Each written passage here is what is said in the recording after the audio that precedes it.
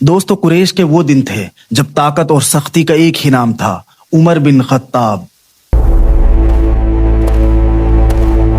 उनका जिक्र आते ही मक्का वाले अपने दिलों में एक दबाव महसूस करते। उमर इब्न खत्ताब बहुत ताकतवर है। उमर की कदमों की आहट तक लोग पहचानते थे। उमर इब्न खत्ताब, उमर इब्न खत्ताब। वो बात में सख्त, फैसले में तेज और गुस्से में एक भड़कते हुए शौले के मानिंद थे। वो कबीले के नौजवानों में सबसे मजबूत, सबसे बहादुर और सबसे गैरत वाले माने जाते थे।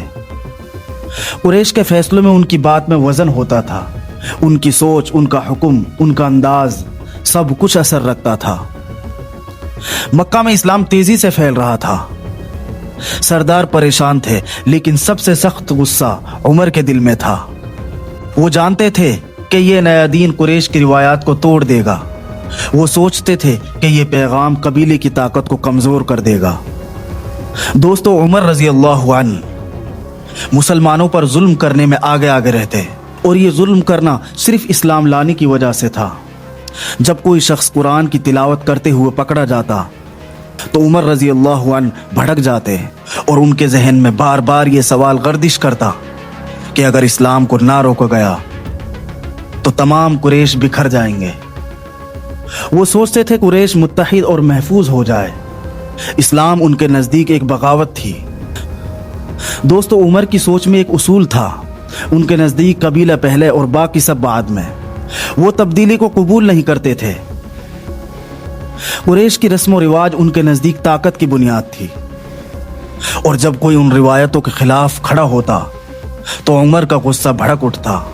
उमर को रसूलुल्लाह सल्लल्लाहु अलैहि वसल्लम से जाती गुस्सा न था, बल्कि गुस्सा उस पैगाम पर था जो आप ले आए थे। वो सोचते थे कि इस्लाम की वजह से कुरैश के खानदानों में इख्तिलाफ हो रहा है।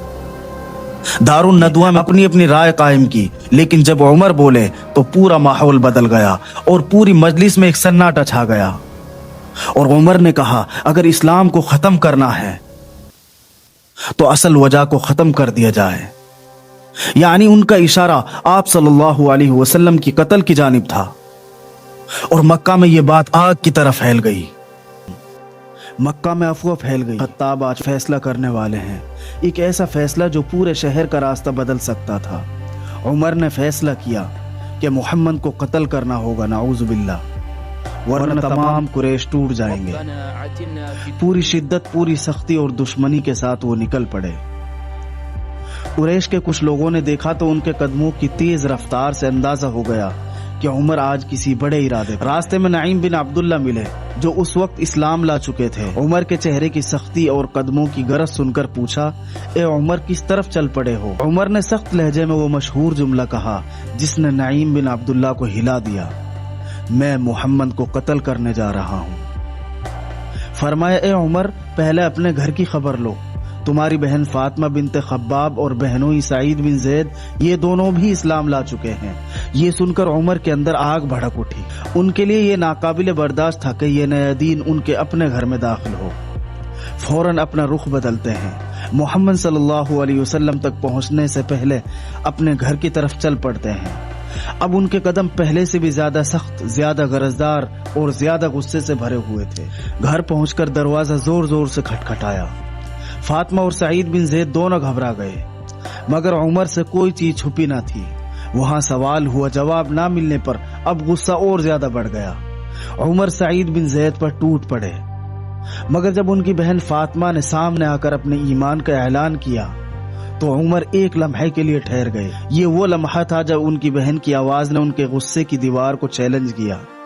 उमर ने बहन के जख्मी चेहरे को देखा तो उनकी दिल की सख्ती में पहली बार लर्जिश पैदा हुई। कुरान करीम के सफ़हात को मांगा। फातिमा ने कहा, ये वो कलाम है जिसके लिए पाक होना जरूरी है। उमर ने फौरन कबूल किया और गुस्ल करने के बाद सूरह ताहा की चंद आयात को पढ़ना शुरू किया।